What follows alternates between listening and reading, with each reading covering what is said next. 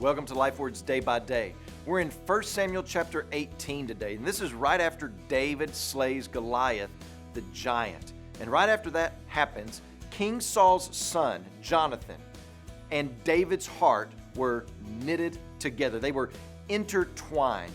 That word means tied together or bonded together for a common purpose. There was this instant bond, the epitome of loving a neighbor as yourself. But what was it that drew Jonathan to David?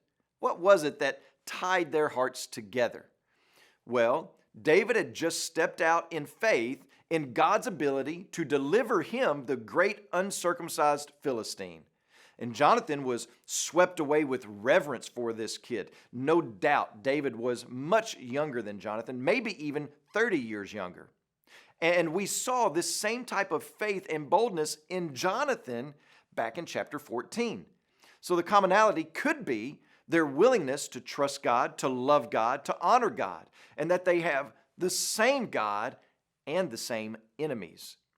You know, there's nothing like finding a fellow man who has the same reverence and awe and will to follow Jesus as you do. There's nothing like it in the world. But modern day commentators want to turn this affection that Jonathan has for David into something immoral. The problem with this is that there is nothing even remotely close to this within the text. What is going on in this passage is nothing but the good providence of God paving a way for David. Here's what I mean by that. Jonathan is the heir apparent to the throne of Israel. If something were to happen to King Saul, then his oldest son, Jonathan, would assume the throne, or at least that's what would be expected from all the people. So anyone who would be a threat to overtake that throne, well, he would be a threat to Jonathan. So if anything, Jonathan and David should be bitter enemies. Jonathan should keep his eye on David. But rather, we see the goodness of God moving in Jonathan's heart towards David, tying his soul to David's soul.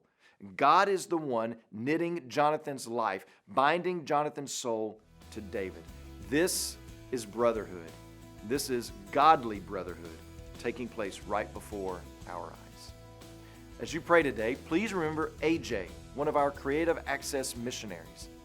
And also remember the Alongo Life Word broadcast that's heard throughout the Philippines.